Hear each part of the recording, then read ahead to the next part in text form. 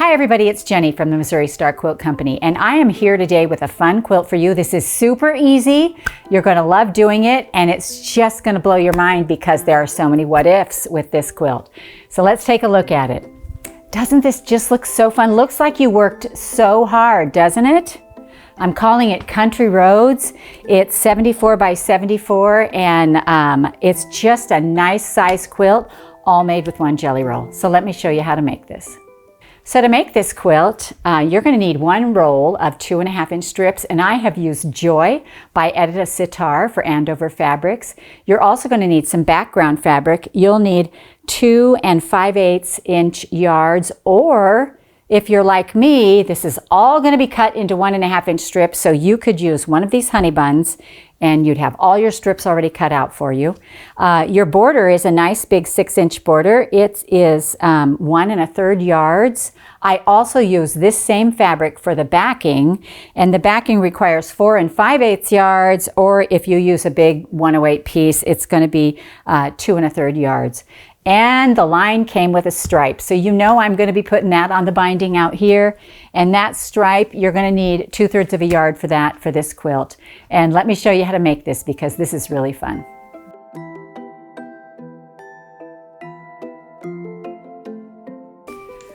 All right, so let me show you how to make this because this is really easy and fun, and it's all just straight sewing. You're going to make strip sets. And so what you're going to do is you're going to take 3 of your 2.5-inch strip sets like this. So you're going to line them up so that it looks pleasing to you. You know, sometimes you want to do light, dark, light, whatever. And then in between those strip sets, you're going to take your 1.5-inch strips, which you've either cut from yardage or, like I do, roll them right off the roll.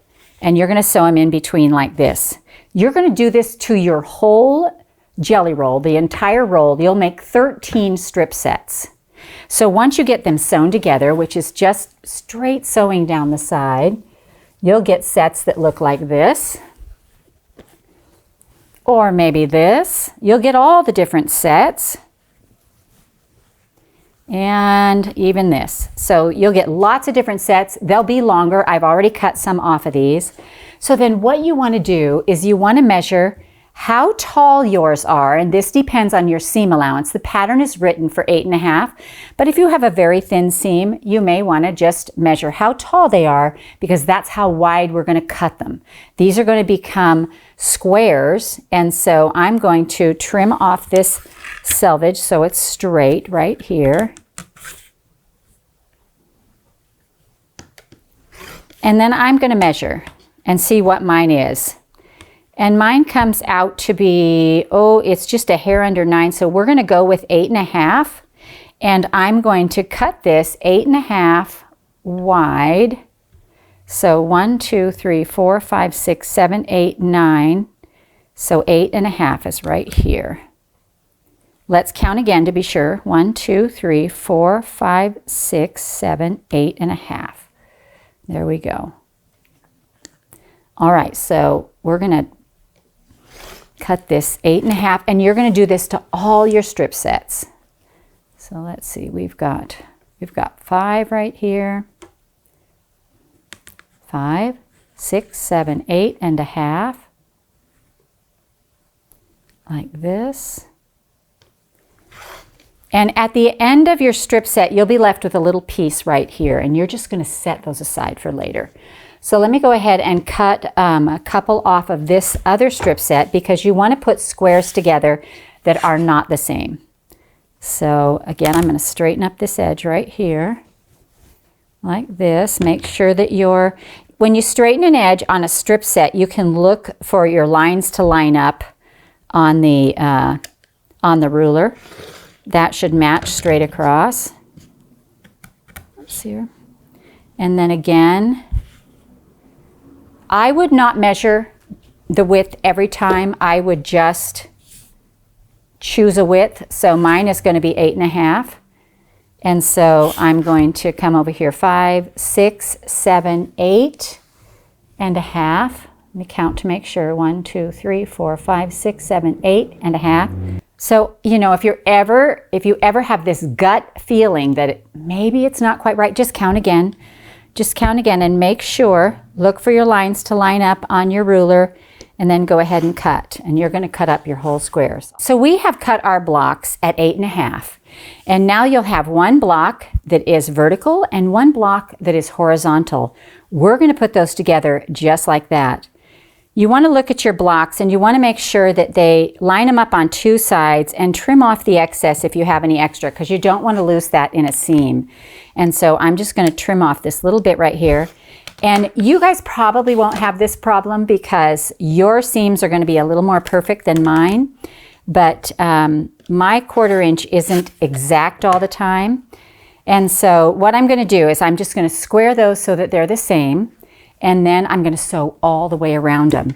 You guys know how I love sewing all the way around. So this is fun for me.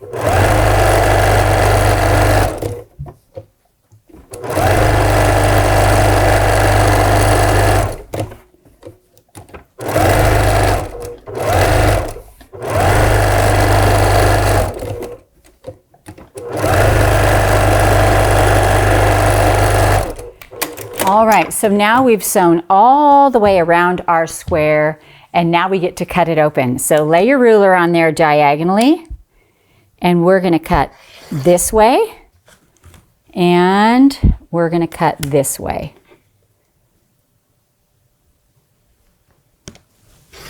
All right, so now we have 4 blocks, and I want you to look at them. Look how cool that is. So we have one set of strips that runs vertically and one that runs horizontally. We're going to press these.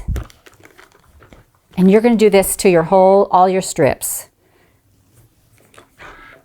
And even with the same fabric, each one of these blocks has a different look to it because it keeps the color at a different spot. And this is where that whole what if factor comes into play.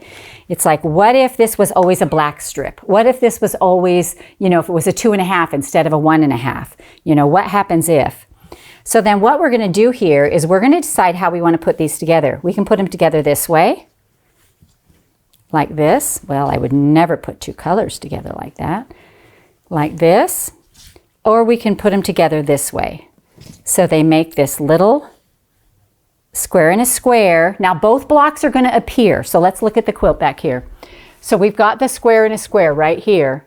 But here's the X block right here. It's going to appear no matter what you do, even if you put a sashing in between it like I did. And so what I did was I went ahead and I sewed all these blocks together in a 4-patch like this. So let's do that. And you can mix them up. So I would cut a whole bunch of your sets and sew them and cut them up and just mix these up and have all different blocks so that it has a real scrappy look to it. Let me do this one as well.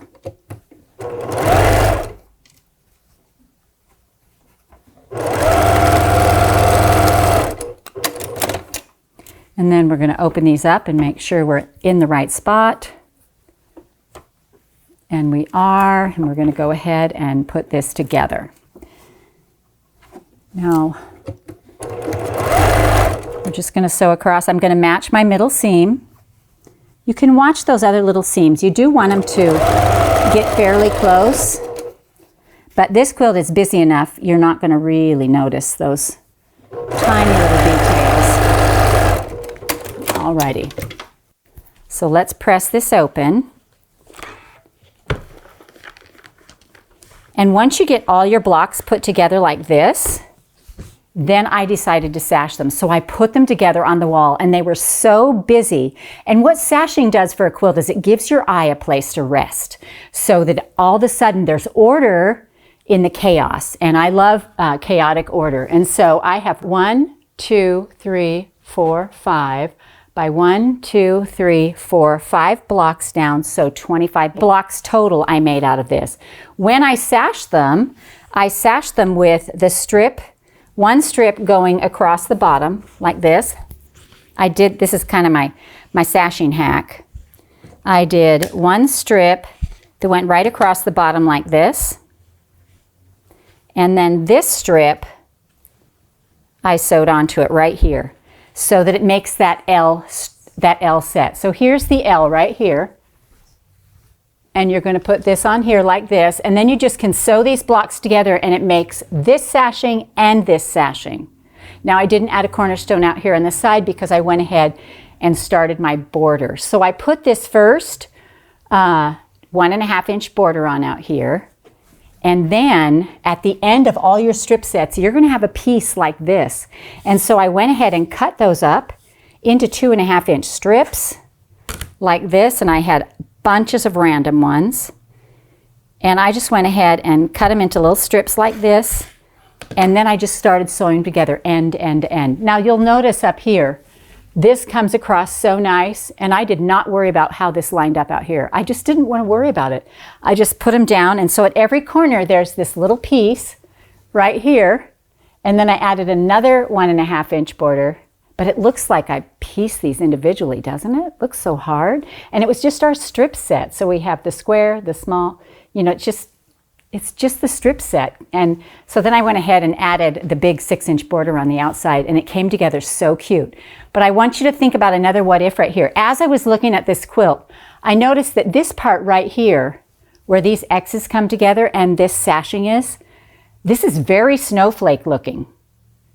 And if we had colored this, you know, like if we did a solid and with this white, this would really look like you did a snowflake quilt, like one of those, you know, knitted star kind of quilts. And so it's a lot to think about with this. It's a lot of fun to play with.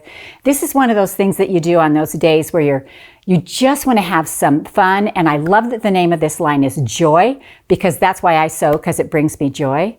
And so I want to remind you that the quilt ends up being 74 by 74. The quilting that I used on this is called Variety. And this is the back right here. And you can see the variety through here. Variety is actually one of my most favorite quilting patterns because it's kind of, it has a little bit of whimsy to it, but it's also very good for traditional fabrics as well.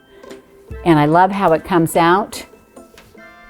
And it just comes together so nice. So I hope you enjoyed this tutorial on the Country Roads quilt from the Missouri Star Quilt Company. Hey everybody, every week I give you a new idea, and we are almost 1 million quilters strong. So join us every Friday for a new tutorial, and if you haven't clicked or subscribed, make sure you do that today. See you on Friday.